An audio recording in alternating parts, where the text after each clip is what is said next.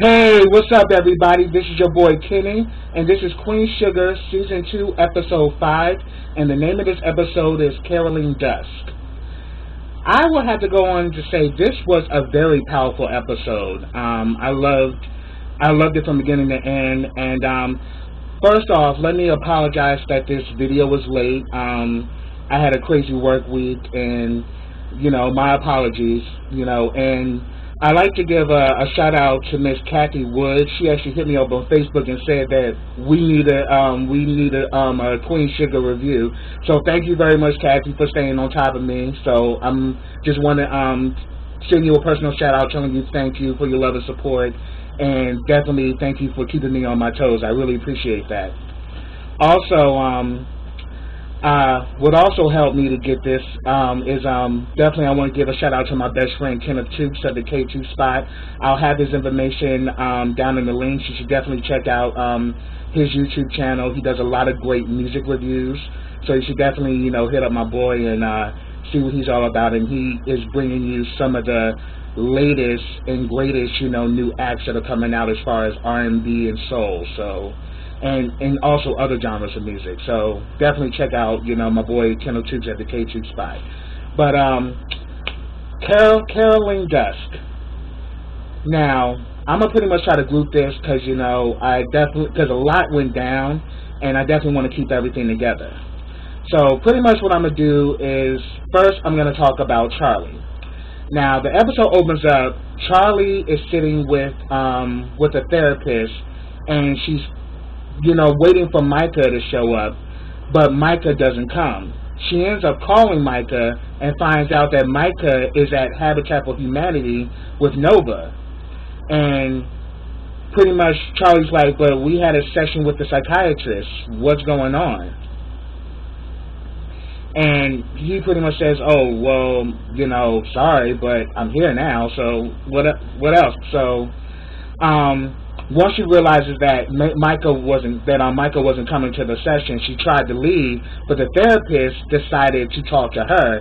And Charlie, you know how Charlie is. Charlie is a control freak. She wasn't trying to let anything out. She wasn't trying to express anything. But the therapist wore her down because she pretty much said that, look, by me talking to you, it will give me, more of an understanding of how to deal with Micah. Because the root of Micah is always his parents, especially his mother.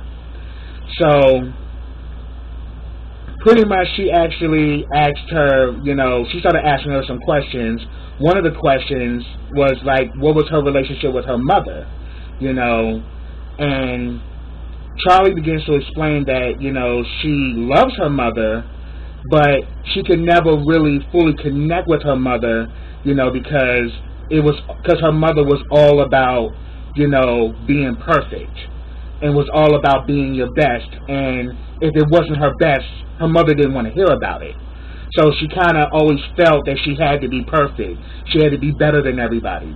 She had to be the one that was right. So we now understand why Charlie is the way she is, because her mother pretty much groomed her to be that way. And then the therapist asked her, are you doing the same thing with Micah? And she says, no, of course not. But she says, have you asked him that? What does he think? Yeah, that's what you need to know. Like, are you repeating the same pattern that your mother repeated with you? So I thought that was rather interesting. And also, still talking about Charlie and her situation. Micah is at Habitat for Humanity. They're pretty much building houses in the 9th Ward, and while he's there, he meets Nova's friend, and I'm definitely going to talk about Nova and Mr. Robert Dubois. So I'm definitely going to talk about them, but he actually meets Robert Dubois, and he's having a good time. And while all this is going on, Davis shows up to pick up Micah. And, while this is going on, the press is actually interviewing this girl who I think her name is Judith, and she's a singer. And, you know, she talks about her coming from the ninth ward and her giving back to the community is everything. You know, she never wants to forget where she comes from. And then the next thing you know, once Davis is about to leave with Micah, the press recognizes Davis West. So they pretty much start talking to Davis, and they're saying, well, now, you know, we have another celebrity here, you know, Mr. Davis West. And Davis says that, you know, I'm really proud of my son. He actually chose himself to come down here to help with Habitat Humanity, and I really am proud of my son because he's really, you know, learning the importance of giving back to his community and all of that. And the next thing you know, we see Miss Judith start purring up her body like a little pussycat. They just said as soon as she saw David West, I mean, baby looked like she was about to give us Niagara Falls, honey. And I was like, woo! And then Davis kind of gave her that look like, gotcha. I was so here for that. But it's going to be cool. Like, Davis going to have him a little, you know, situation with Judith. While I think, I'm hoping that Charlie starts to explore more with, you know, with Remy, like the drink. That's my boy Remy. Remy smooth. But we saw that go down. And then, you know, as far as Davis and Micah, they start playing. They pretty much go to a basketball. They pretty much go to a gym to play some basketball, and decide to play a game of, you know, of 3-pointers.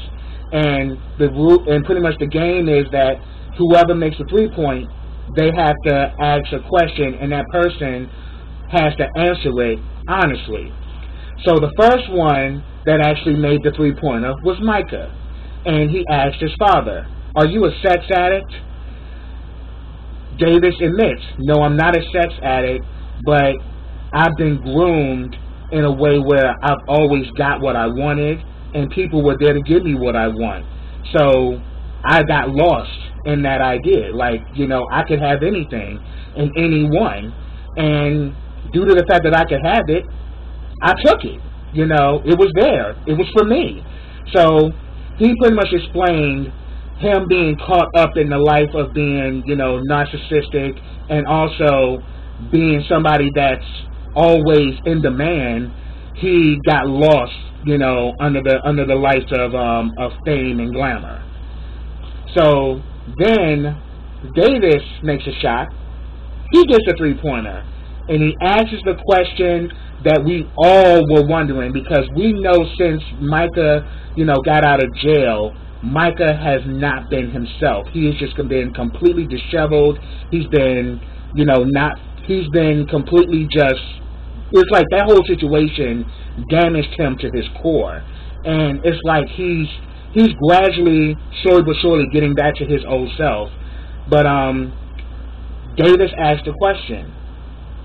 "Did the cops do anything to you when you were in prison?" Micah said, "No, they didn't do anything to me, but the whole experience scared the living crap out of me. The fact that I was locked up, the fact that I couldn't go anywhere I wanted, the fact that I couldn't do what I wanted to do, you know, that scared me. And it scared me so badly that it just lingered from there." But we see, and I was so happy for Davis in this moment, because we're actually seeing that he's really seriously trying to rebuild a relationship with his son, and actually showing that he can be a good father. And I actually thought that was a really powerful scene right there. And another thing that was going on with Charlie in this episode was that we actually see Darla, you know, because remember from the last episode, Darla lost her job, you know, at the parking lot, you know, because she left to go help them to clean, you know, to clean the fungus off of the sugarcane. So she pretty much goes to Charlie to ask her about her resume, because she's looking for another job and she wants some pointers. Charlie points out that there were a lot of gaps in her resume, but yet she worked for a lot of, you know, very, very, you know, great companies.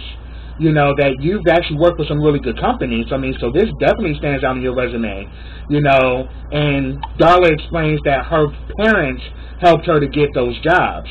And and then like Charlie's like, well, that's it. Why don't you just talk to your parents? She's like, I don't talk to my parents. Me and my parents aren't, we don't see eye to eye anymore. And since I've failed or I've fallen, they don't want nothing to do with me.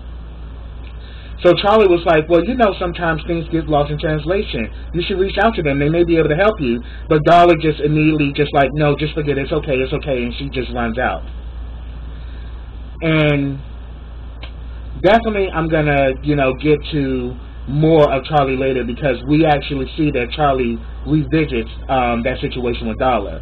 But then the situation I'm going to talk about now is Charlie, while Nova is out, with Mr. Dubois, Charlie calls her and she is just like batshit pissed.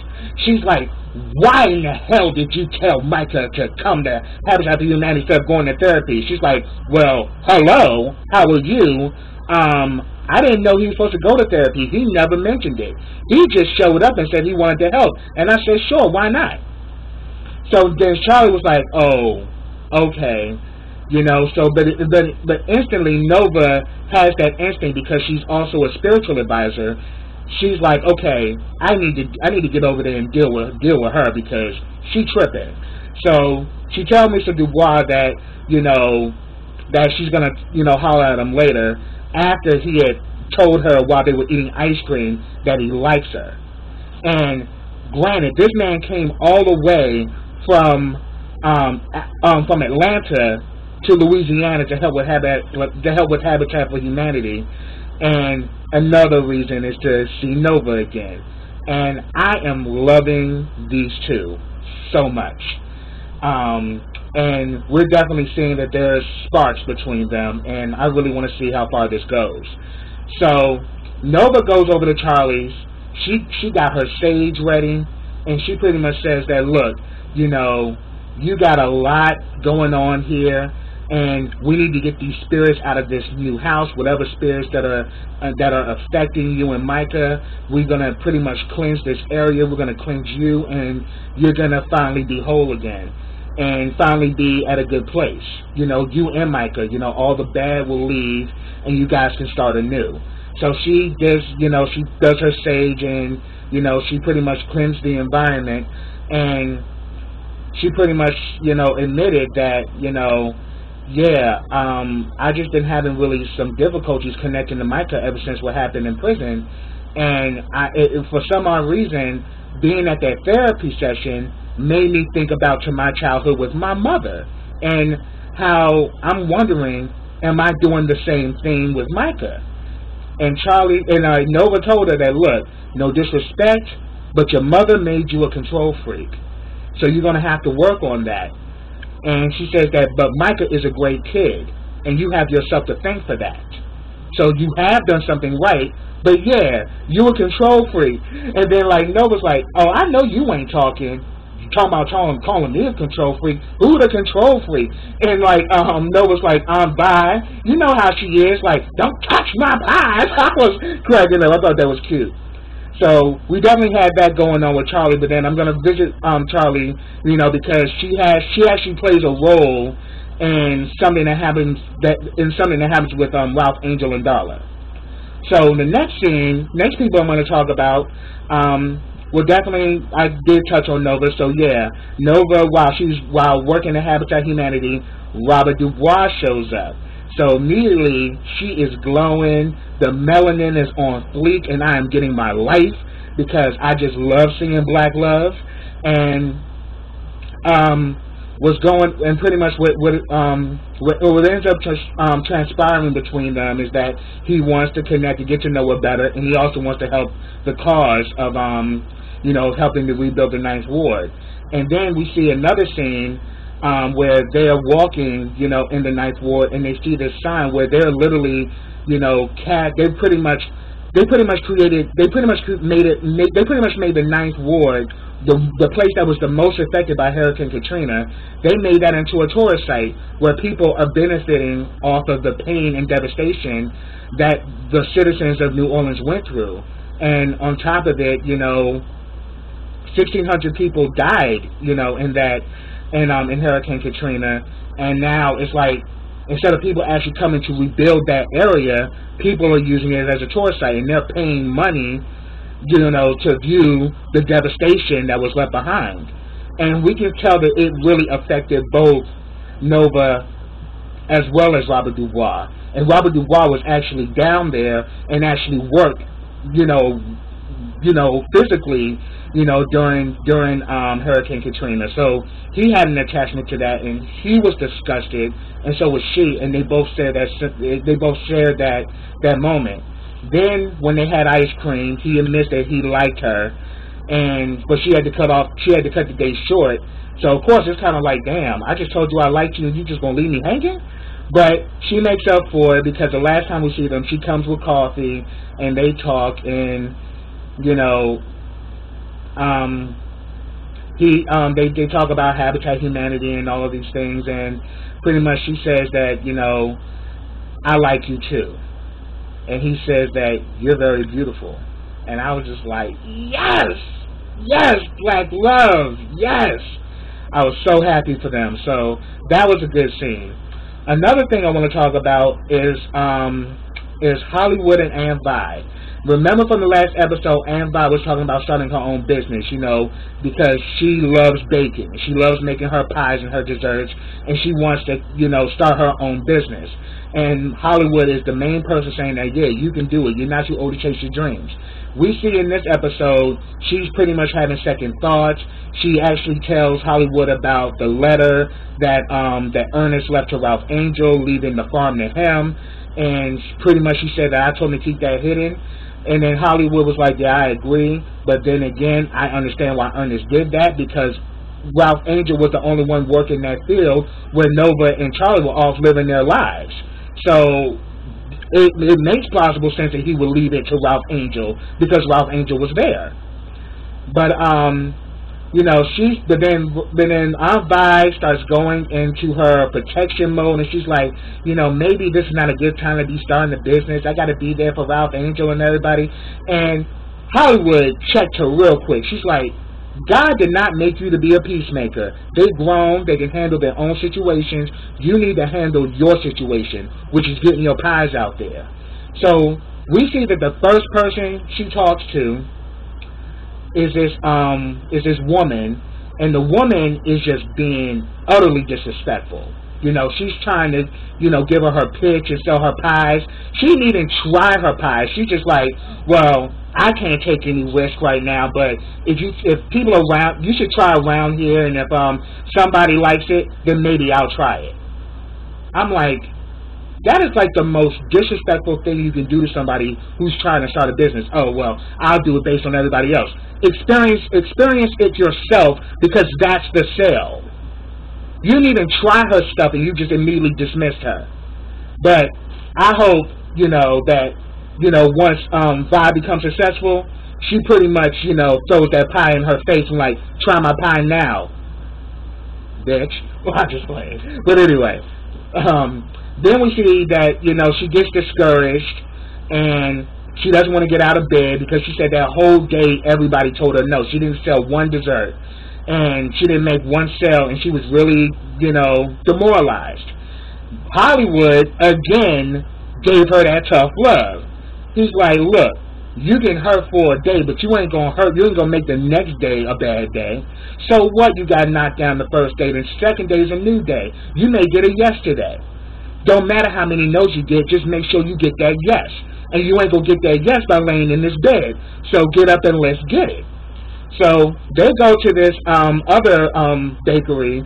The guy is very irritable because he's working in heat, and trust me, I'm the same way. I do not like heat. I will flip out in some heat, and I will really be, I will be an evil asshole when I'm in some heat. So I can relate to that.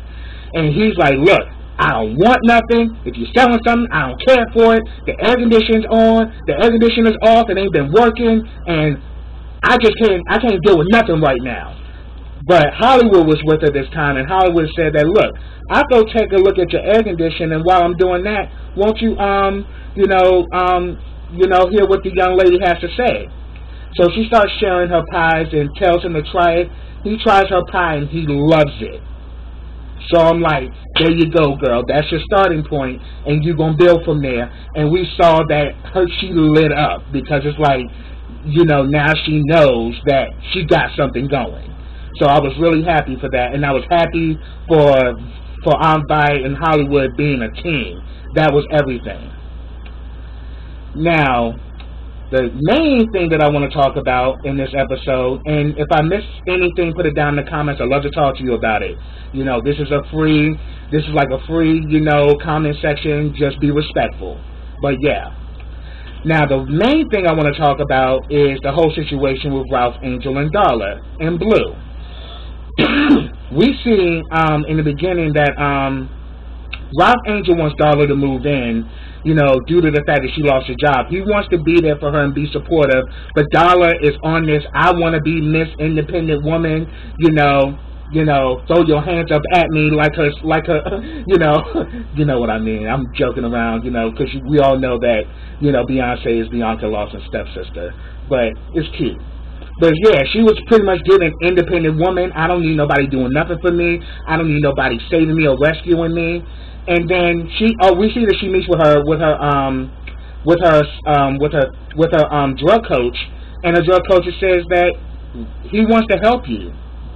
What's wrong with that? She's like, because I don't think I need to be saved, and I don't think I need to be somebody that always someone has to take care of. And she says, you know that's not true.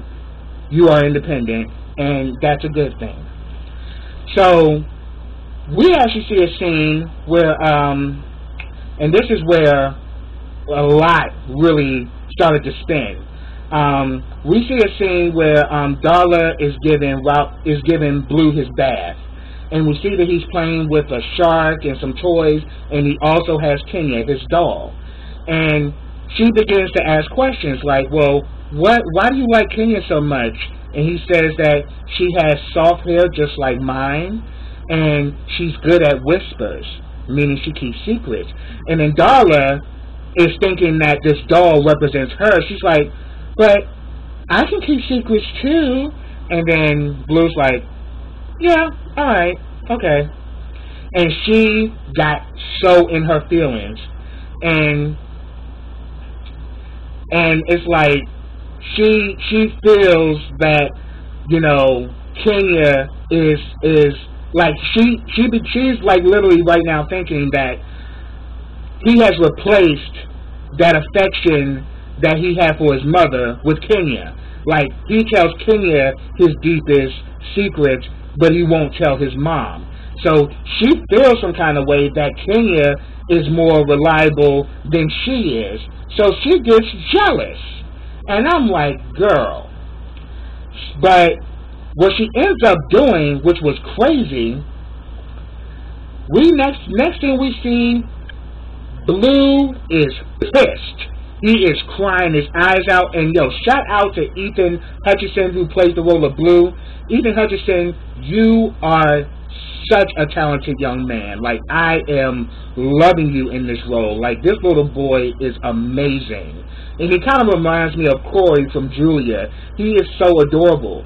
And he was so pissed. He was tearing everything up. He couldn't find Kenya. You know, where's Kenya? Where is she? And he's crying, and he's just throwing a fit. And Darla immediately gets shaken because she did not expect for Blue to have this kind of reaction. And Ralph Angel's concerned, she pretty much tells Ralph Angel, I got rid of her. He's like, what you mean? He's like, I got rid of Kenya. I threw her away. And he's like, what? What are you thinking? Why would you do that? And she's like, I don't know. It's like, you know, and he can definitely tell. And he was really pissed. Like, he probably wanted to box Darla for doing that because he knows how much Blue is attached to Kenya, you know. And it's that one doll. It's not like he has a whole array of Barbies that he's playing with. It's that one doll, and that doll means something to him. So he asks her, where did you dump it? Where did you dump it? She said, I dumped it, you know, in the dumpster by my trailer, in my trailer park. So we see Ralph Angel goes there, gets inside the trash can to look for Darla. I mean, to look for not Darla, but to look for Kenya, and the police roll up on him. And they pretty much says that, look, you ain't supposed to be here. This is actually private property. You know, what are you doing? And then we actually realize that one of the officers recognizes Ralph Angel. He's like, I know him. He's cool. You can, take 5. I got this. And we actually find out that it's a guy that Ralph Angel grew up with. His name is Twine. And they have a conversation, and he opens up about Blue, that, Blue is very attached to his dog Kenya, and, Blue is just not the same without her. And, he was saying that, wow, that's really interesting, that even as of now, you're still the same. Because the same way you're protecting your son was the way you protected me when we were growing up. So we pretty much in this conversation, we found out that Twine's a police officer and he's a homosexual. And while they were growing up, people used to tease him and pick on him. They would call him Antoinette and, kind of like call him a girl and all of that. But Ralph Angel was that one friend that never made fun of him. He never criticized him. He would have his back. And he said, I'm forever grateful to you because you knew about me before I knew about myself, and even when I found out about myself, you still accepted me. And he said that when you was locked up in jail, at first I was kind of afraid to be around you because I hadn't seen you in a while, and I was afraid if you saw me, you would put me out to the rest of the inmates about me being gay. But when you saw me, all you said was, "What's up?" I thought, like, yeah, that sounds like Ralph.